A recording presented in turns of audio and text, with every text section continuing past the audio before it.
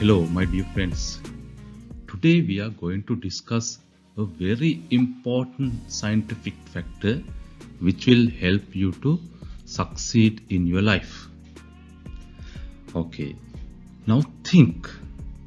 In this world, there are people who are in control of their life.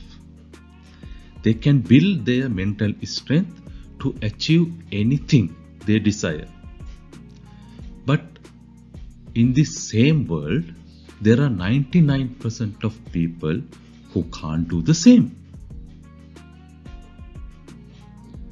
Doing this work is very important for your future. 99% of people think, yes, I am in control of my life.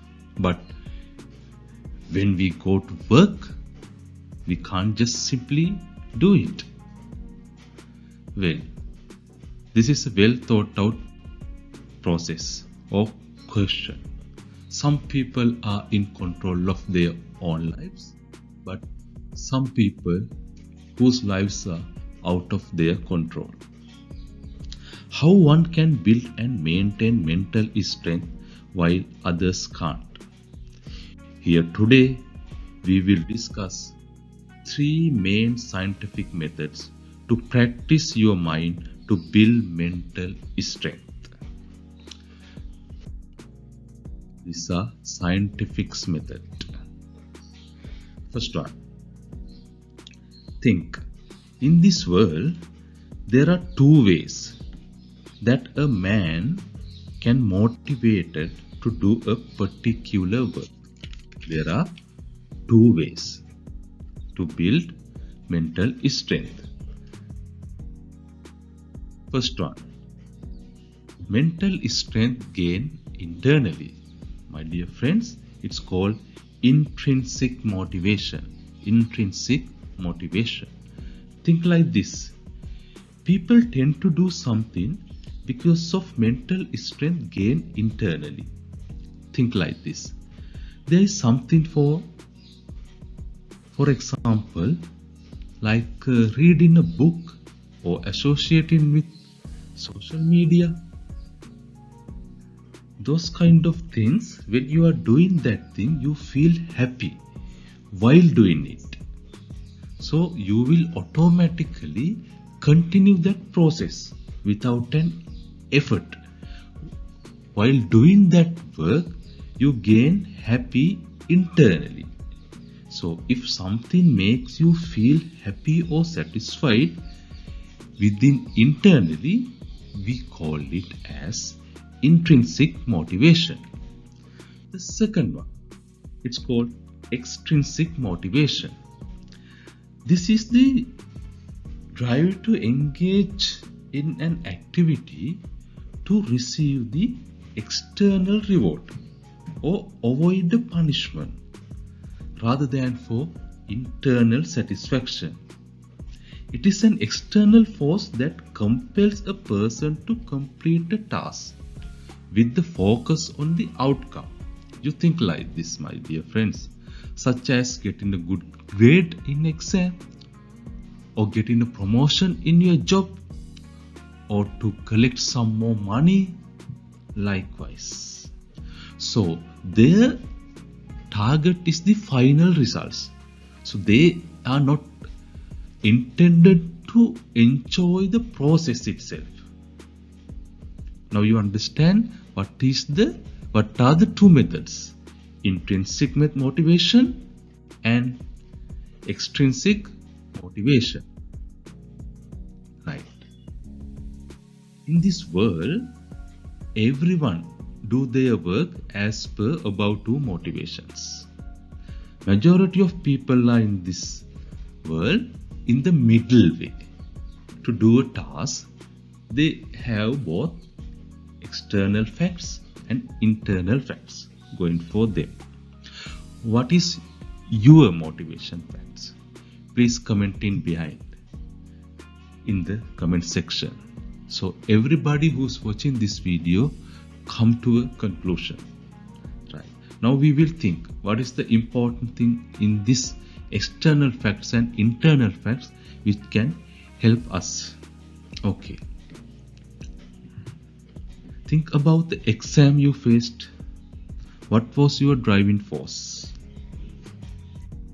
It was internal facts or it was external facts? Just think for 1 second.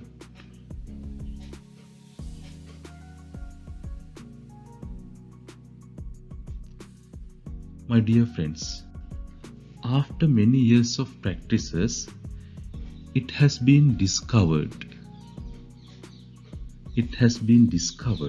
that mental strength gained internally will keep you active in the long run.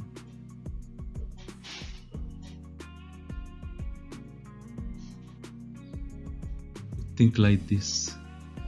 At the start of a new year,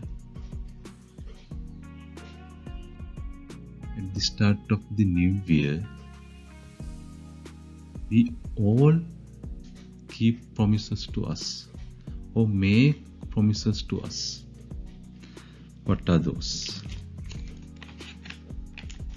I will reduce my weight in this year.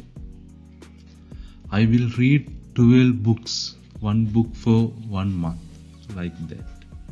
But you know, my dear friends, 99% of these promises are broken. Why? We target the final outcome, not the process of doing it. From repeated experiment, it has been proof that this kind of efforts are failed 99%. Now you get the point. Those promises were not successful because it was the end result or extrinsic objective was the final desire. A simple example. You think like this. If object of doing exercise is losing weight, there is 99 chance that you will give up the process.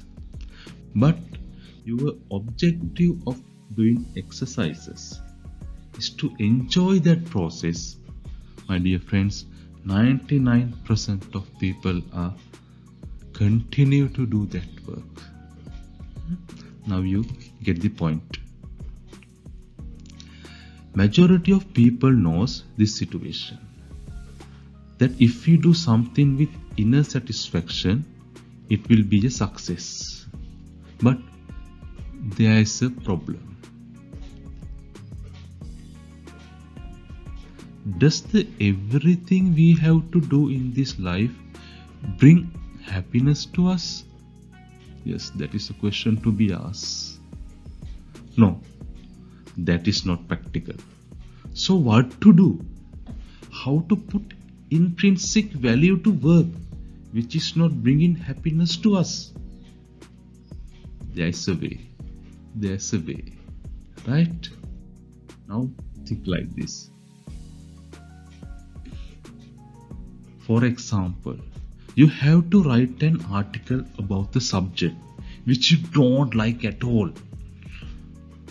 Of course you don't like to do it. Then how to put intrinsic or internal value to this process? It is like this.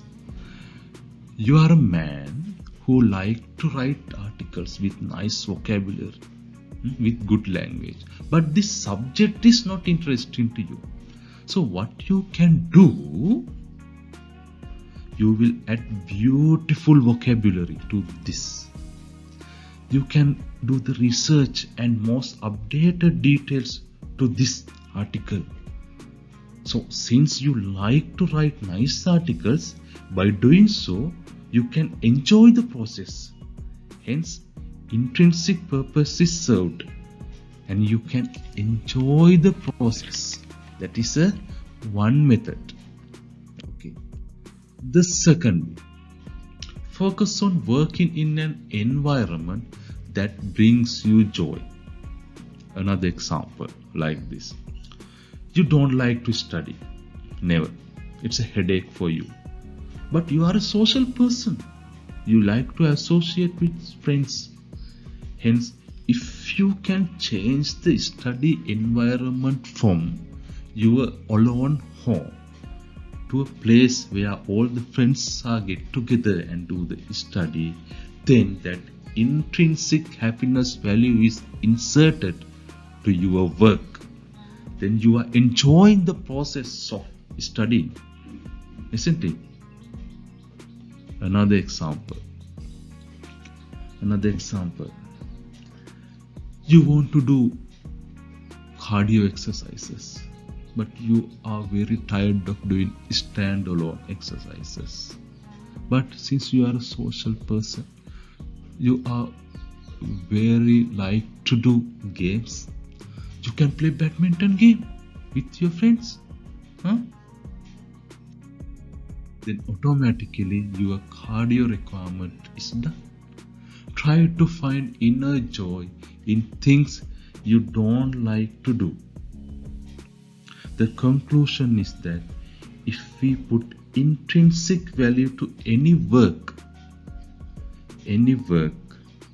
there is high probability that it will succeed. Right. Now we move to our second method. It's called locus of control. This is the idea of one's own sphere of control. What this means? I am in control of my life. This is called locus of control or internal locus of control. As I told earlier, there are people in this world who can develop energy to fulfill any task in life. In the same way, there are few who can't do it. According to the experiments conducted by using both of these groups, it is observed that the individuals who believe they have control over the events in their lives have more chance of succeeding any task in their life. This is called locus of control. Okay, let me explain this to you, my dear friends. You are preparing for an exam. You think, I should study well and I should meet with capable teachers. I am feeling happy when I am doing the work. I do more and more work. And on the other hand, there is another version of you thinking, I am not an academic person. I can't find good teachers. When I am studying, I feel like vomiting. I feel like I'm having headache. Those kind of things. So, which version of you think that will succeed? Of course, the first one. The one who think things are in his or her control. Thinking negatively is same as you are betraying yourself. It's mitigating your capabilities. So it is utmost important to do any work with the positive attitude. You can be positive about anything without any reason. You know, my dear friends, that is the beauty of human mind. You can be positive about anything without any reason. So it has been proved that with the influence you are getting from being positive, you may be able to overcome a different challenge which you will be facing in the future while performing the same task. The problems or inability you are facing or experience may be real, but this experiment has shown scientifically that if you think positively, even artificially, you have more chance to be successful in your task. So, this is our second method. Locus of control. Always think that you have the every power to do any work. believe that excellence is within you. Now we move to our third and last step. This is the most practical and easy method. It is known as efficacy theory or law of potential. It is very easy. Many people do this thing in this world. The people who doesn't do this method are the people who doesn't know about this thing. This is a very effective and practical way. I am also using and will use this method to do any work in my life. Now I will tell that scientific method for you also. Now listen very carefully. If you want to do something, you have to believe that you are armed with the required competency. But are you armed with required competency to do any work? I don't think so. Neither you or me. Now, there is a way, efficacy theory, to achieve this. Think like this. There is a huge work in front of you. You may not have the enough capabilities to do it at once. But this efficacy theory says that you should break that huge task to small pieces. Small pieces. Then it is easy for you to force your mind or trick your mind. Yes, I have enough competency to overcome this. We will discuss an example. You are getting ready or hoping to get an A grade for physics in your master's program. It is a huge task. You have to read a lot of books, spending hours of studying time. Then your mind tricks you. This is a huge task. I can't do it. What can I do? But you should be smart enough to trick your mind. How to do that? What you can do it is that you can select a particular chapter from that physics syllabus and make a promise to yourself that within this week I will finish this chapter. Only this chapter with all its past paper question. Now you can trick your mind to believe that you are capable enough. You have enough competency to do that small portion. This is a very psychological concept.